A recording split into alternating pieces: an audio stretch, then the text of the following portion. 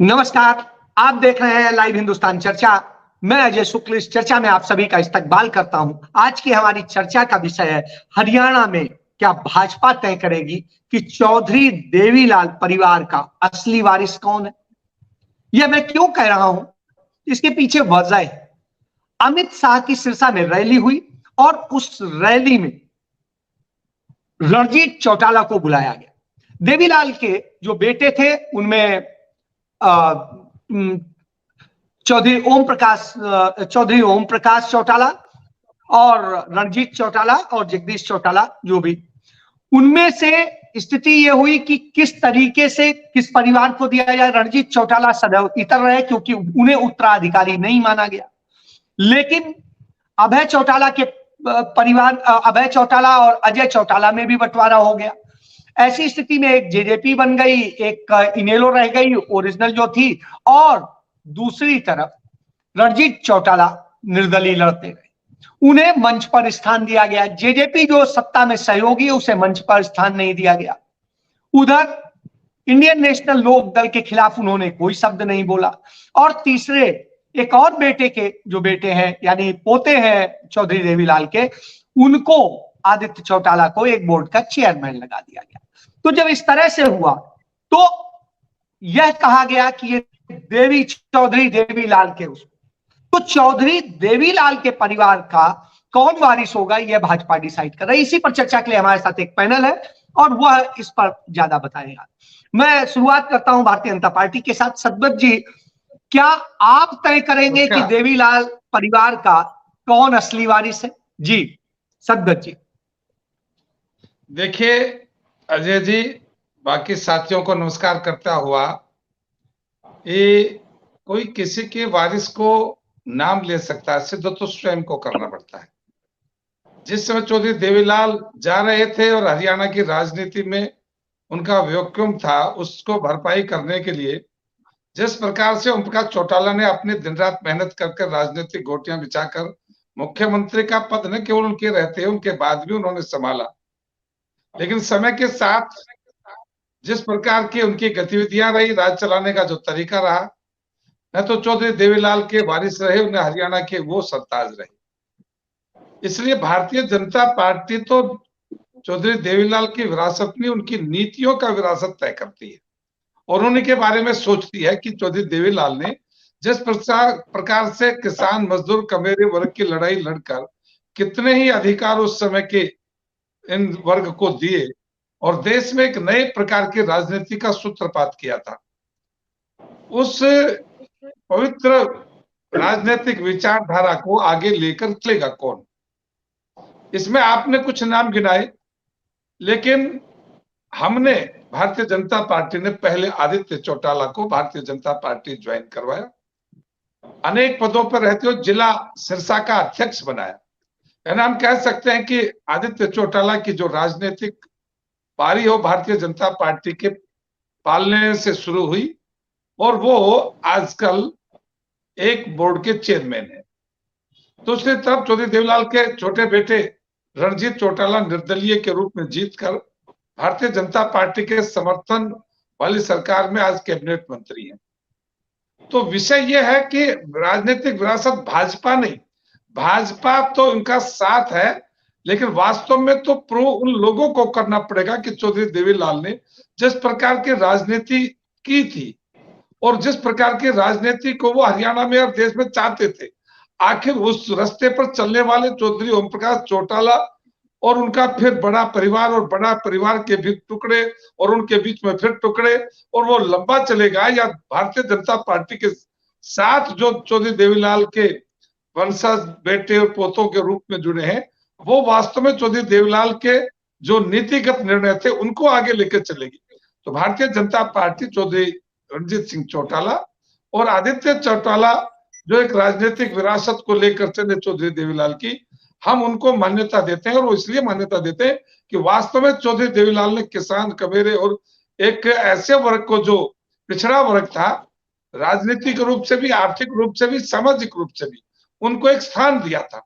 यानी हरियाणा में कहा जाता है कि चौधरी देवीलाल ने जितने नेता पैदा किए ऐसा दूसरा कोई व्यक्ति नहीं है। तो उन्होंने एक ऐसे स्थान, ऐसे व्यक्तियों को ऐसे समय में राजनीतिक मुख्यधारा और उसके ऊंचे पायदान पर पहुंचाया जिसको समाज की जरूरत थी। इसलिए भारतीय जनता पार्टी उनको साथ लेकर चल रही है, लेकिन असल विरासत का कौन हकदार है वो तो उनकी मेहनत तय करेगी, जनता की प्रति उनकी निष्ठा इसी कितनी है पे वो लेके एक और सवाल जोड़ लीजिए शास्त्री जी। एक सवाल ये है कि आपकी पार्टी ने, विप्लव देव ने एक पूरा रोड मैप तैयार कर लिया है कि कैसे ये समझौते को आगे बढ़ाना है, किस तरीके से किस किस को जोड़ना है, निर्दलीय को जोड़ना है, कैसे जोड़ना है, क्या करना है, इन सब को लेके एक प्लानिंग की है। वो प्लानिंग में क्या चौटाला परिवार का कोई और धड़ा भी शामिल है या सिर्फ इतना ही है? जी देखिए, ये तो समय पर बताएंगे, कोई बहुत ऐसी चीजें नहीं कि जो मैं आपको इस पर खोल के बता दूं, लेकिन निश्चित रूप से भारतीय जनता पार्टी के जो प्रत्याशी टिकट न मिलने के कारण से निर्दलीय के रूप में जीत के आए, उनका पहले दिन से भारतीय जनता पार्टी और इस सरकार के समर्थन था।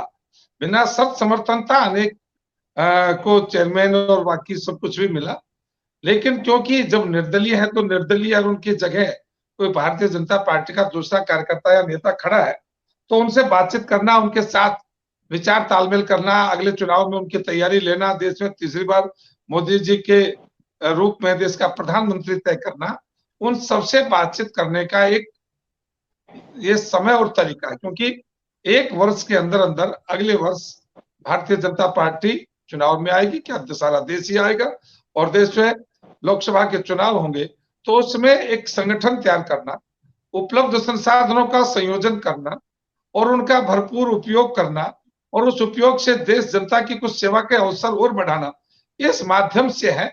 अभी मैं केवल इतना कह सकता हूं कि भारतीय जनता पार्टी के साथ अभी इतना ही कह रहे हैं कि सभी का संयोजन, सभी का साथ लेकर के शास्त्री जी कह रहे हैं कि किस तरीके से, और कुछ लोग जो निर्दलीय आए थे, सब आए थे, वो भारतीय जनता पार्टी के ही वास्तविक विचारधारा के लोग थे, इसलिए उन सबको कैसे जोड़ने का है। मैं इसके बाद में रजत जी के पास आऊंगा। रजत जी, मैंने हो सकता है परिवार का सिजरा कुछ गलत या सही बताया हो, यदि कहीं गलत हो तो करेक्ट कर दीजिएगा। और उसके अलावा ये बताइए कि आपकी पार्टी अब यदि ऐसी स्थिति आ जाती है कि भारतीय जनता पार्टी देवीलाल परिवार के कई धड़े खड़े कर देती है, तो आपकी जो दावेदारी है देवीलाल परिवार पर, चौधरी देवीलाल पर, वो कैसे आप उसको जमीनी तौर पे एक जामा पहना पाएंगे? जी जी अजय जी, बहुत बहुत धन्यवाद आपका, और बहुत ही अच्छा सवाल किया है आपने। देखिए, ये साजिशें जो हैं ये आज से नहीं, बहुत पहले से चल रही हैं। लेकिन अगर जब हम कहते हैं कि ये जो इंडियन नेशनल लोकदल है, इसके भले ही अलग अलग नाम रहे हों, लोकदल रहा हो, समता पार्टी रहा, ये चौधरी स्वर्गीय ताऊ देवीलाल जी का लगाया हुआ पौधा है। लगाया हुआ पौधा से मैं आपको एक बात क्लियर कर दूं कि उसकी इंडियन नेशनल लोकदल की, जब लोकदल के नाम से भी जानी जाती थी, तो इस पार्टी की नींव चौधरी देवीलाल जी ने रखी थी। वो इसके संस्थापक हैं।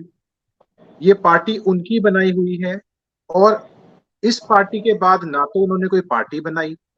अब अगर कोई ऐसे कोई बेतुके कोई क्लेम करता है तो उसके लिए तो उनको जीवित करना पड़ेगा दोबारा से, क्योंकि अपने, जब तक वो जीवित थे, उन्होंने अपनी जो राजनीतिक विरासत है वो आगे ओम प्रकाश चौटाला जी को सौंपी, और उन्होंने बहुत अच्छी तरह उसको आगे बढ़ाया। अब आगे उसको चौधरी अभय सिंह जी चौटाला बढ़ा रहे हैं।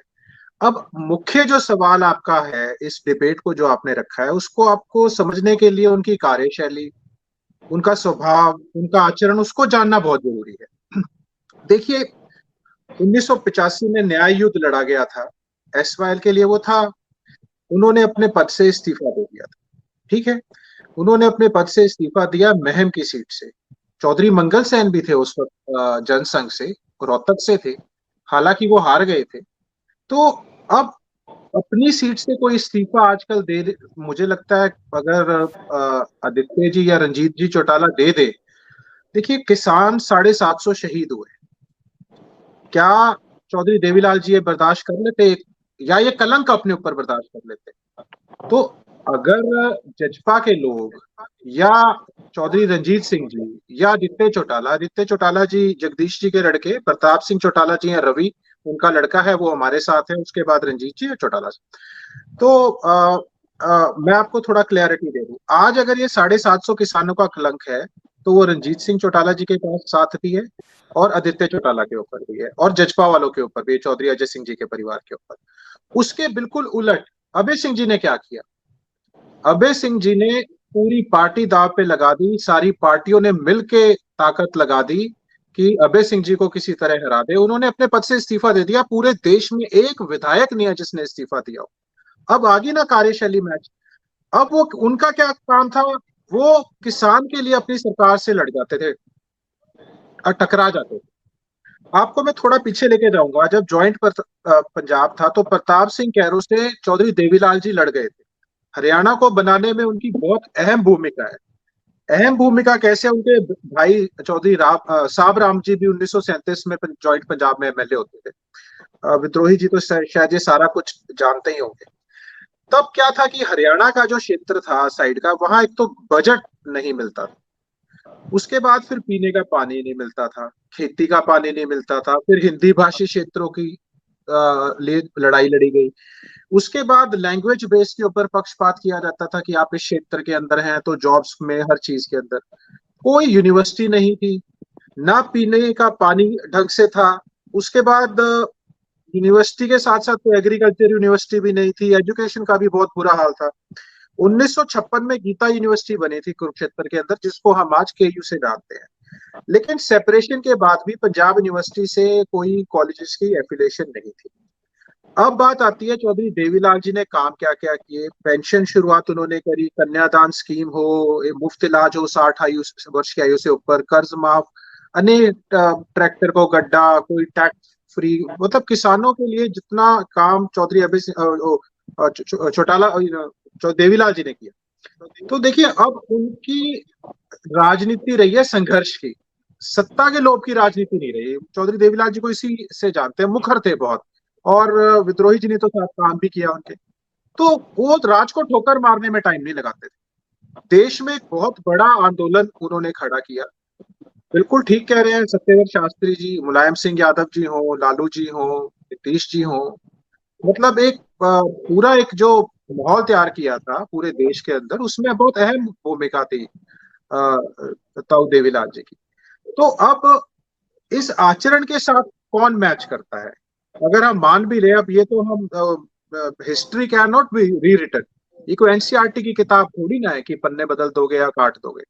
आप या तो उनको जीवित करें, या तो भगवान श्री राम है, उनका ठेका तो ले सकते हैं, ये उनका ठेका भी नहीं ले सकते वैसे तो चौधरी देवीलाल जी की विरासत को तय करने की भाजपा की कोई कैपेसिटी नहीं है, कोई वो नहीं है कि भाजपा मैं कहूँ कौन होती है, इसमें कह सकता हूँ, इसमें मैं ऐसे शब्दों का इस्तेमाल नहीं करना चाहता। तो दोबारा आएंगे, भाजपा कैसे तय कर सकती है, उसकी क्षमता नहीं है, ये कहना है रजत पंजेटा जी का कि वो तय करने का। भाजपा भी कह रही है कि हम तय नहीं कर रहे हैं, हम तो सिर्फ उन्हें आगे बढ़ा रहे हैं, वो अपने योग्यता से तय करेंगे कि वो वारिस है या नहीं है। तो मैं वेद जी के पास जाऊंगा। वेद जी ने चूंकि चौधरी देवीलाल जी के साथ काम किया है और बेहतर तरीके से परिवार की सारी चीज को समझते हैं, लेकिन जो हो रहा है इस समय में और उस समय में अंतर क्या था, नंबर एक। नंबर दो, जो ये राजनीति है जिसमें परिवार कौन है, वास्तविकता क्या है, इस चीज को जैसे डिफाइन किया जा रहा है मंचों से भाजपा के, उससे क्या ये नहीं लगता कि भाजपा ही तय कर रही है, भले ही शास्त्री जी कहें कि नहीं ऐसा नहीं है। जी वेद जी। आदरणीय शुक्ल जी, भाई सतवीर शास्त्री जी, भाई रजत पंजेटा जी और लाइव हिंदुस्तान चर्चा के मेरे सभी दर्शकों को नमस्कार। देखिए, चौधरी देवीलाल जी निर्विवाद रूप से हरियाणा के सबसे बड़े किसान नेता थे और आज भी उनके मुकाबले में कोई इतना बड़ा किसान नेता हरियाणा में नहीं हो पाया है। परंतु ये भी एक कटु सत्य है कि स्वयं चौधरी देवीलाल जी अपनी राजनीतिक विरासत इन्हीं अंतर्विरोधों के बीच चौधरी ओम प्रकाश चौटाला को सौंप गए। कोई भी व्यक्ति, कोई भी राजनेता अपनी राजनीतिक विरासत को एक बार ही सौंप सकता है, बार बार नहीं सौंप सकता। चौधरी साहब का इंतकाल हो चुका। चौधरी साहब ने जो संदेश देना था अपने समर्थकों को दे दिया कि मेरा राजनीतिक वारिस ओम प्रकाश चौटाला है। अब जो अन्य उनके पुत्र हैं, उनका परिवार है, वो उनकी संपत्ति का वारिस तो बना, पर राजनीतिक वारिस बने ओम प्रकाश चौटाला। उसके बाद जब चौधरी देवीलाल जी का निधन हो गया, उसके बाद वो एक दल के नेता नहीं रहे, वो फिर एक किसान नेता बन गए।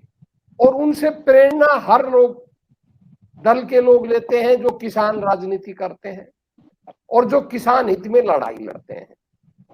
तो आज चौधरी देवीलाल के नाम का कोई वोट बैंक नहीं है, भाजपा को ये भ्रम है।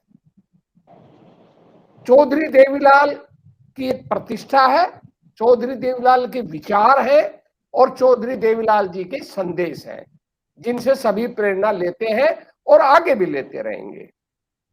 और वहीं मैं आपको बता दूं, चौधरी देवीलाल जी का और भाजपा का गठबंधन 67 से ही होता रहा है, जनसंघ से लेकर जनता पार्टी से लेकर बीजेपी तक। पर कभी भी चौधरी देवीलाल जी का और भाजपा का जो गठबंधन है वो स्वाभाविक गठबंधन नहीं रहा। ना चौधरी देवीलाल जी इसको स्वाभाविक गठबंधन मानते थे और ना वो भाजपा का अपना स्वाभाविक सहयोगी मानते थे। वो केवल सत्ता का गठबंधन था, कांग्रेस विरोध का गठबंधन था। चौधरी देवीलाल जी भाजपा की विचारधारा के घोर विरोधी थे। ये मैंने स्वयं बचपन से देखा है और जब तक मेरे अंदर राजनीतिक परिपक्वता आई, उनकी मृत्यु पर्यंत ये मैंने देखा है।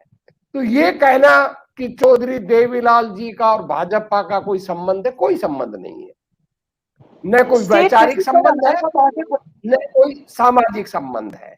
हाँ, उनके पुत्र पौत्र जो भी भाजपा से गठबंधन कर रहे हैं, वो भाजपा की विचारधारा से गठबंधन कर रहे हैं।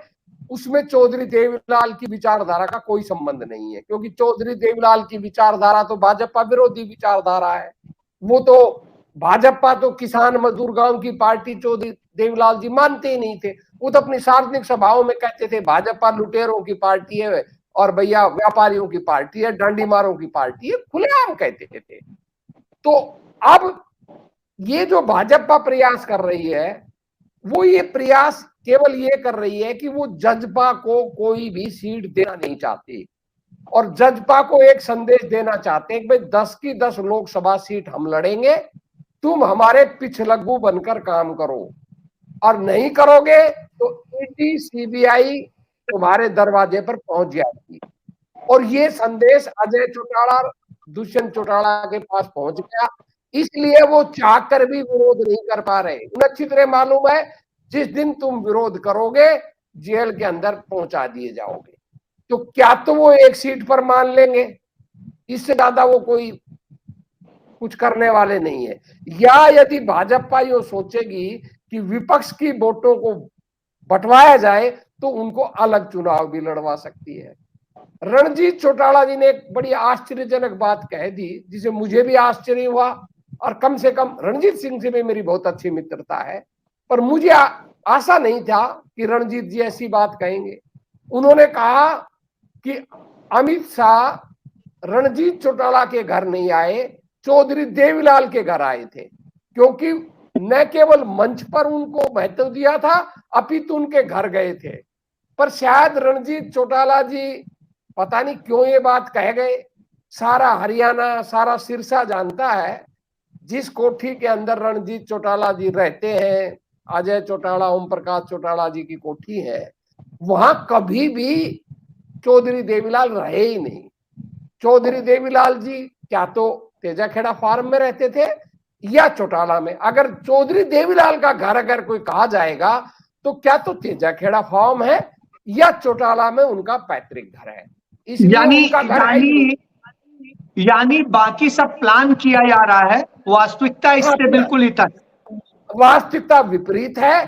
प्लान कर कर किस जो भाजपा अलोकप्रिय हो चुकी है, भाजपा को साफ दिख रहा है कि ग्रामीण समाज, कृषक समाज तुम्हारे विरोध में है, और इनकी जो रैली असफल हुई वो आपके सामने है। चलिए मैं लास्ट बात प्लान कर किसानों को भरमाकर, ग्रामीण लोगों को भरमाकर चौधरी देवीलाल के नाम से ये वोट बटोरने का षड्यंत्र रच रहे हैं, जो हरियाणा की जनता किसी भी हालत में स्वीकार नहीं करने वाली। बिल्कुल, मैं शास्त्री जी के पास जाऊंगा। शास्त्री जी, वो कह रहे हैं आप भरमा के और न जाने क्या क्या करके, और भारतीय जनता पार्टी अपनी जमीन मजबूत करना चाह रही है उनके नाम का इस्तेमाल करके, और इसलिए सारी चीजें हैं, और इसलिए ये सारे भ्रम पैदा कर रही है। वास्तविकता इससे इतर है। जी शास्त्री जी। देखिए अजय जी, विद्रोही जी बड़े सीनियर नेता हैं हमारे इलाके के, और बहुत लंबे समय से, बाल्यकाल से राजनीति का चस्का और राजनीतिक संघर्ष उन्होंने किया है। लेकिन कई बार जिस पार्टी के साथ है उसकी, जिसकी खाए बाकली गावे गीत उसी के, तो ये कोई गलत भी नहीं है। मैंने अपने पहले ही विद्रोही जी के बोलने से पहले कुछ बातें मैंने स्पष्ट की थी कि भारतीय जनता पार्टी के पास कोई ताकत, कोई आधार नहीं है कि वो देवीलाल की विरासत को तय करे कि कौन करेगा। वो तो उनके संघर्ष और उनकी मानसिकता और उनके समाज के प्रति उत्तरदायित्व भावना तय करेगी कि चौधरी देवीलाल को कौन ज्यादा अपने जीवन में डाल रहा है। हाँ, हम चौधरी देवीलाल की जो कृषक नीति थी उसको वारिस हम जरूर हैं, और उनके वारिसों को हम उन तक लेकर जाना चाहते हैं जिनके कारण से चौधरी देवीलाल को इस समय हरियाणा में जाना गया। आज चाहे रजत पंजेटा जी कहे या विद्रोही जी कहे, किसान के लिए जिस प्रकार की आवश्यकता थी, ईमानदारी से दिल के ऊपर हाथ धर के दोनों प्रवक्ता कहें कि 14 से पहले और आज हम 23 बैठे, 24 की बात हम कर रहे हैं, आज तक हरियाणा की किसी भी सरकार ने किसान के अकाउंट्स में पूरे उनके स्पेल में 1000 करोड़ रुपया नहीं डाला। भारतीय जनता पार्टी अब तक 99-100 करोड़ रुपया किसी ना किसी बहाने से, किसी ना किसी योजना से किसान के खाते में डाल चुकी है। हरियाणा एक ऐसा प्रदेश है जो चौधरी देवीलाल किसान वर्ग, कमेरे वर्ग की बात करता था, उस किसान और कमेरे वर्ग के लिए सर्वाधिक फसल खरीदने का काम, फसलों का सर्वाधिक एमएसपी रेट देने का काम जब सरकार ने 1000 रुपया दे दिया, तो ये तथाकथित, मैं कह सकता हूं इन दोनों को भी और बाकी भी वो जो आंदोलनजीवी लोग हैं, वो जो किसानों के नाम से राजनीति करते हैं, मेरे किसी भी डिबेट में कहिए कि सरकार ने अंतिम राहत के रूप में 1000 रुपया दिया और सरकार इस मार्केट के दाम देखकर किसान को और देगी, देना था, दिया जाता, लेकिन वो एक इस रूप में, क्योंकि हरियाणा की भाजपा सरकार के खाते में वो ना लग जाए, तो किसान की जेब में गया है। वो जानता है कि ये पैसा कहां से आया है और किसके कारण से आया है। तो चौधरी देवीलाल जो किसानों की पैरवी करते थे, गरीब मजदूर और किसान की जो राजनीति करते थे, उसका यदि सही मूल्य में यदि आप बताएंगे तो आंकड़े से बता दें, दोनों पार्टी के लोग अपने अपने शासन सत्ता के समय किसान के लिए कौन सी ऐसी योजनाएं चलाई थी भारतीय जनता पार्टी ने आने के बाद बंद की, या आने वाले समय में हम क्या करेंगे, तो ख्वाबों की दुनिया है।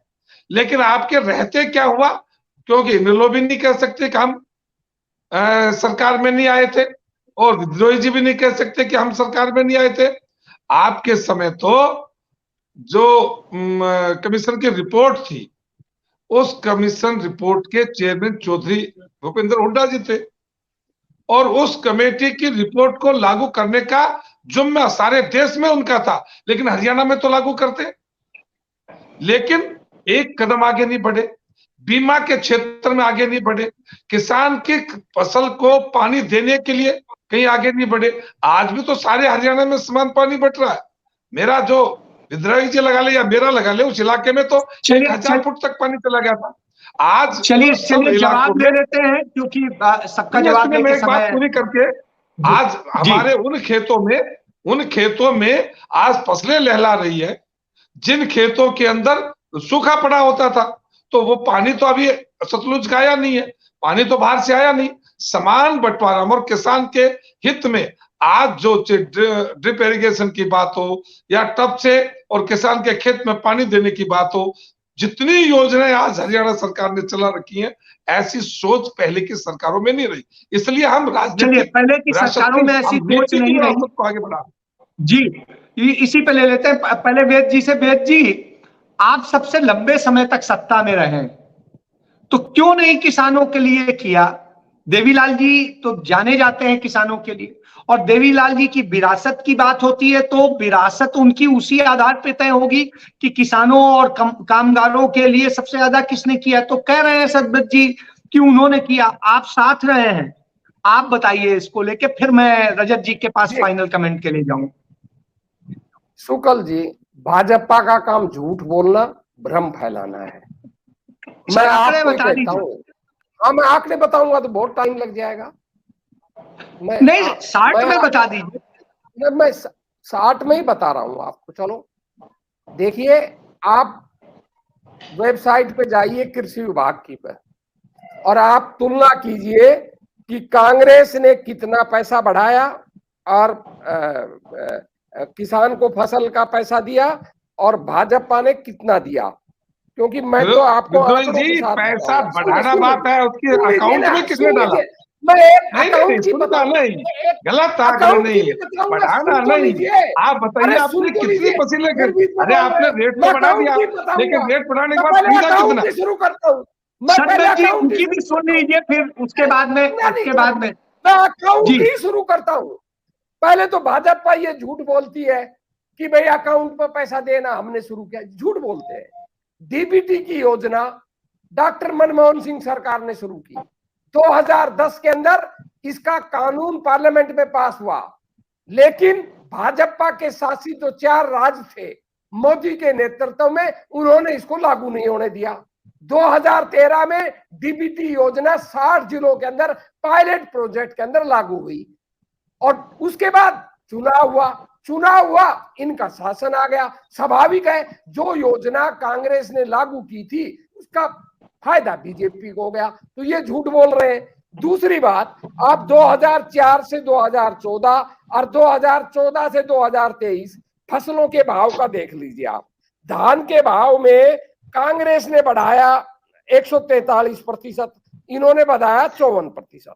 गेहूं में कांग्रेस ने बढ़ाया 126%, इन्होंने बढ़ाया 39%। सूरजमुखी में कांग्रेस ने बढ़ाया 125%, इन्होंने बढ़ाया 80%। गन्ने में बढ़ाया इन्होंने 164% का, और इन्होंने 17% केवल।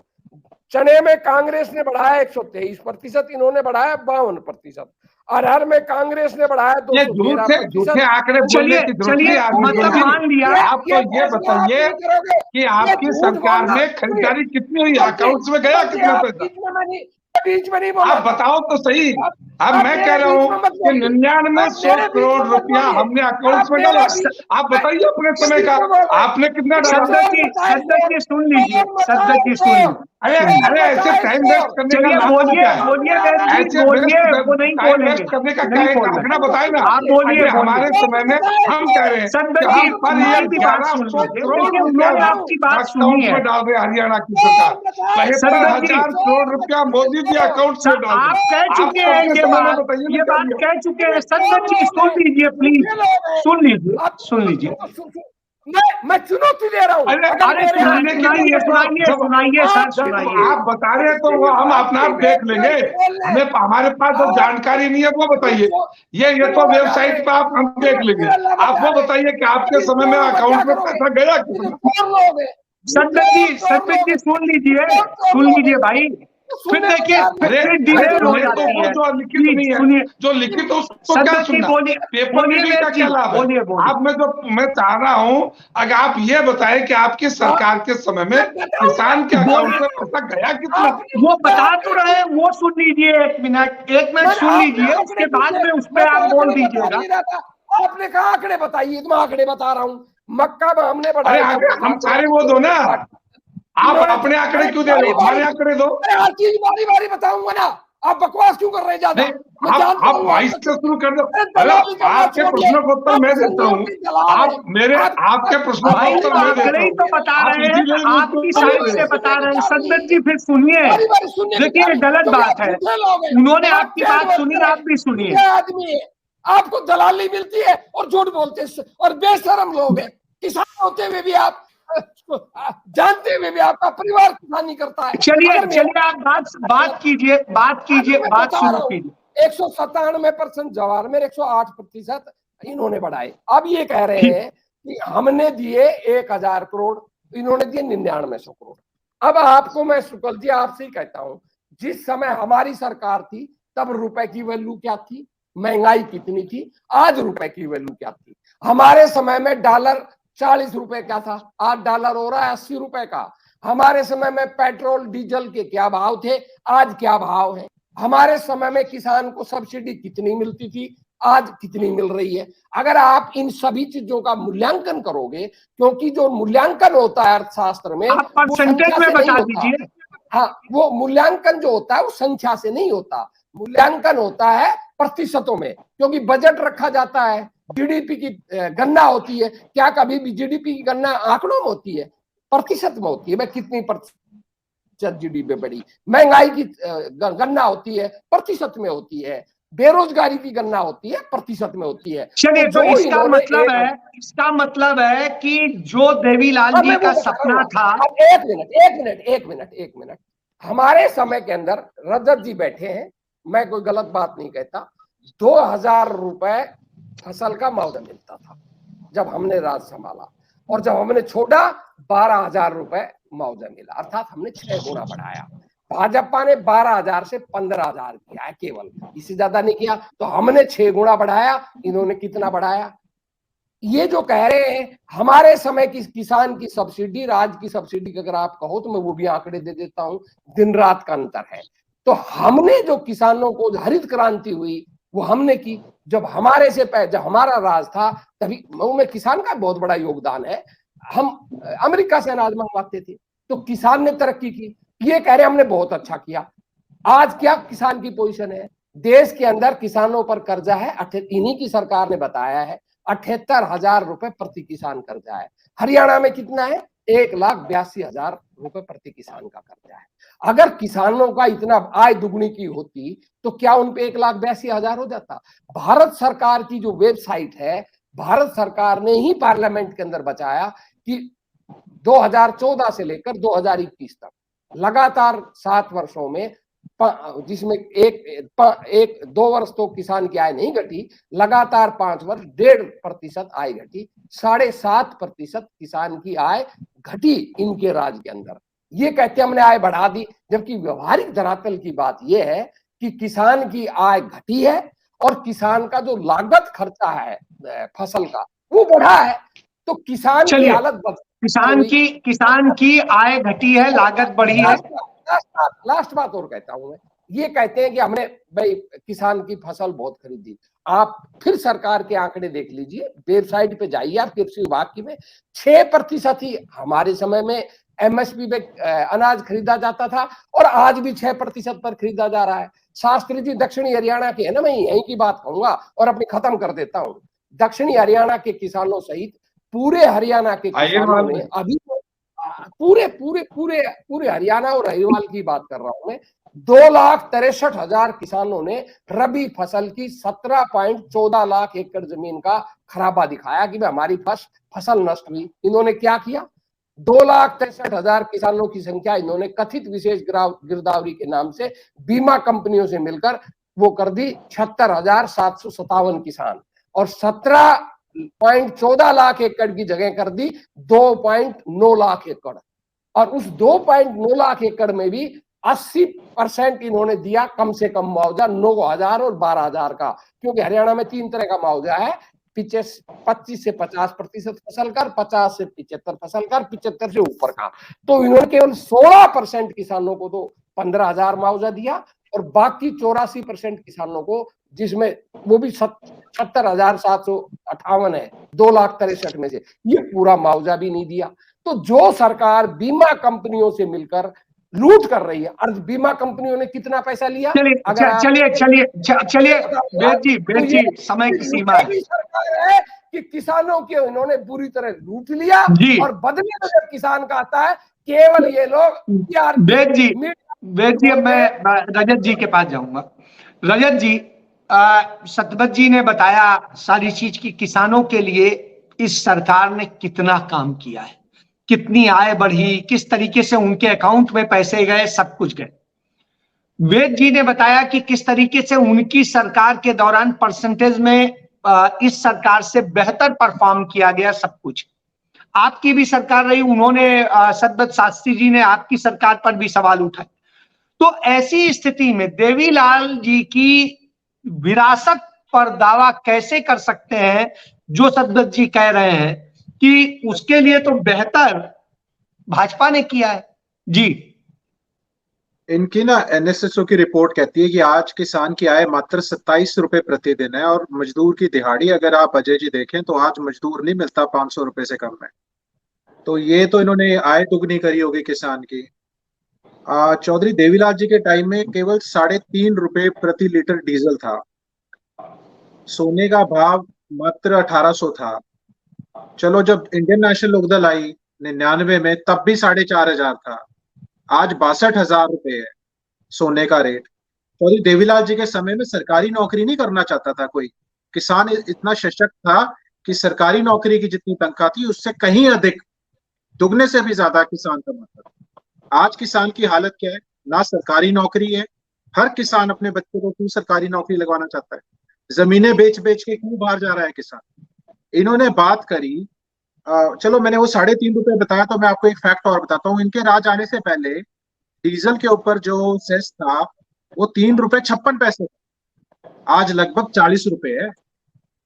इंटरनेशनल मार्केट में क्रूड ऑयल के प्राइसेस लगभग $45 कम हो चुके हैं। क्या कुछ कम हुआ? रशिया से सस्ता तेल लिया, डीजल पे चलती है खेती। आज बिजली का बिल क्या है? जीएसटी किसने लगाई सारी चीजों के ऊपर, किसान के उपकरण के ऊपर, खाद, फर्टिलाइजर, पेस्टिसाइड के ऊपर। आज लेबर कितनी है, आज कंबाइन का खर्चा क्या है, छिलाई का, धुलाई का, बिजाई का रेट क्या है। ट्रैक्टर डीजल पे चलता है, पानी पे नहीं चलता। और जो जितने मजदूर हैं, गांव के लोग हैं, उनको एम्प्लॉयमेंट कौन देता है? एक बार किस्त दे देते हैं। ये सारा साल किसान के साथ संबंध है। जो ये कहते हैं कि छोटा किसान, छोटा किसान का गुजारा नहीं है बड़े किसान के बिना। बड़े किसान को मार दोगे, छोटा किसान अपने आप मर जाएगा। कब तक आपकी सम्मान निधि के ऊपर एक दिन आती है, वो एक ही दिन के अंदर उसके जो उधार होती है उसमें खर्च हो जाता है। अब आपको थोड़े से मैं फैक्ट बताना चाहूंगा, मेरे को आपने बड़े लंबे समय के बाद दिया। पहले तो मैं शुद्ध करना चाहूंगा शास्त्री जी को। शास्त्री जी इन्होंने 72-73 हजार किसानों को नहीं लिया, इन्होंने लिया है 2,63,000 में से केवल 67,758 किसानों। दावा कर रहे थे जब विधानसभा चल रही थी 17.5 लाख एकड़, 17.5 लाख एकड़, और लिया कितना? 2.9। कितनी भूमि ली? वो भी बीमा कंपनियों के साथ मिलकर। हिसार में लघु सचिवालय का हजारों किसानों ने कर दिया, 2020 का मुआवजा इन्होंने आज तक नहीं दिया। अब आती है विरासत की बात, कार्यशैली किसकी कैसी है, आचरण किसका कैसा है। मैं आपको बताना चाहूंगा, 5 नवंबर 1986 को पदयात्रा शुरू करी थी हिसार से दिल्ली के लिए स्वर्गीय ताऊ देवीलाल जी ने, क्योंकि 9 नवंबर 1986 को लोकसभा का घेराव कर रहा था, क्योंकि चंडीगढ़ दिया जा रहा था पंजाब। अभय सिंह चौटाला जी आज पदयात्रा कर रहे हैं। जमीन पे कौन उतर रहा है? अपने पद से त्याग पत्र किसने दिया? विरासत तय होती है ताऊ देवीलाल जी। वो कह रहे हैं, वो जो है कहते हैं कि जो मुख्यमंत्री जनसंवाद तो कर रहे हैं, नेता कर रहे हैं, उनके मंत्री कर रहे हैं। जी, आपने देखा नहीं विरोध? आपने जनसंवाद में बंधक बना लिया महेंद्रगढ़ में, ये तो इन्हीं का अपना एरिया, मुख्यमंत्री को। सिरसा में कितना विरोध हुआ आपने को अच्छी तरह पता है। जनसंवाद कार्यक्रम चल के जहां जा रहे हैं वही विरोध हो रहे हैं। आप ये समझने की कोशिश करिए, किसान की इन्होंने लागत की कमर तोड़ दी है किसान की। तो इन्होंने ये क्या क्लेम करते हैं? ये कहते हैं, चलो इन्होंने डीबीटी कहते हैं। हमारे समय आपको पता है मोबाइल भी नहीं था उस समय, तो वैसी पॉसिबल नहीं थी, पेजर भी नहीं था। आपको मैं बताता हूँ हमारे राज्य में क्या होता था। रात को 12 बजे, सर इन्होंने रोजगार तो दिया है। रात को 1 मिनट रुके, रात को 12 बजे किसान की मंडियां खुली रहती थी। रात को 12 बजे 1 बजे भी किसान की फसल तुलेगी, उसी वक्त आड़ती हाथ में पैसे देता था। अगर नहीं दे पाता था तो 18%, ये तो ब्याज क्या देंगे, 18% के हिसाब से आड़ती ब्याज देता था किसान को। 1 मिनट, ये कहते हैं किसान के खाते में पैसे डलवा दिए, मुफ्त के डलवा दिए क्या? नमी के नाम पे कितने काटे? आप हिंदुस्तान टाइम्स में है, कल का अखबार उठा के देखिए हिंदुस्तान टाइम्स का, मक्की के ऊपर 50% से भी कम इतनी बड़ी खबर छपी है, और वो भी छपी भी लाडवा की है। 50% से भी कम एमएसपी मिल रही है। सूरजमुखी के लिए एमएसपी के लिए आपको पता है पीछे पीपली के अंदर, शाहबाद के अंदर किस तरह लाठीचार्ज हुआ, किसानों को अपना हक लेने के लिए आना पड़ा। उसके बाद सरसों का आप देख लीजिए, सूरजमुखी से पहले सरसों से पहले बाजरा देख लीजिए, नमी के नाम पे कितनी कटौती होती है। चना इन्होंने अधिक तोला है, उसके बाद धान घोटाला इन्होंने किया, कितना कभी क्लस्टर लॉस, कभी कुछ, कभी झरना लगा देते हैं, कहते हैं दाना दाना खरीदेंगे, उससे के पैसे किसान से लेते हैं। किसान की हर जगह मार हो रही है, किसान का शोषण हो रहा है, बिल्कुल गलत बात है। किसान का घरों में जाके देखिए, तो देवीलाल जी का वारिस कौन बना? वारिस एक मिनट, वो तो आप विद्रोही जी ने भी कह दिया, अब थोड़ी ना जीवित होंगे, वो अपनी विरासत दे चुके हैं। और चौधरी अभय सिंह चौटाला जी उनकी नीतियों का अनुसरण करते हुए, संघर्ष का जीवन जीते हुए आज सड़कों के ऊपर है, पैरों में खून चल रहा है। चलिए, तो तमाम सारे दावों के साथ में इंडियन नेशनल लोकदल का कहना है कि चौधरी देवीलाल की विरासत वही दे के गए थे, और जिन्हें दे के गए थे वो जो है चौटाला परिवार है, और वो ओम प्रकाश चौटाला थे, तो उनका वो था। अब उनके परिवार में जो भी स्थितियां हैं वो है। भारतीय जनता पार्टी कहती है कि असलियत में विरासत उसकी होती है जो चौधरी देवीलाल जी के सिद्धांतों का पालन करे, और वो पालन हम कर रहे हैं, उनके परिवार के तमाम सदस्य हमारे साथ भी हैं। उसके बाद में कांग्रेस पार्टी का कहना है कि वास्तविकता तो यह है कि उनके सिद्धांतों का जो पालन किया है वो हमने किया है, हमने किसानों को सबसे ज्यादा लाभ दिया है, और इसलिए वो विरासत तो नहीं कहते हैं, लेकिन वो ये जरूर कहते हैं कि उनके सिद्धांतों का हमने पालन किया है। तो जब यह स्थिति हो तो विरासत कौन तय करेगा? ये तो सीधी सी बात है कि जो देवीलाल जी के सिद्धांतों पर चल के उनके हिसाब से चीजों को तय कर रहा होगा, वास्तविक जो है विरासत उसी को मिलेगी और वही होगा। इसके साथ चर्चा समाप्त करते हैं, कल फिर मिलेंगे, तब तक के लिए धन्यवाद। जय हिंद, जय भारत।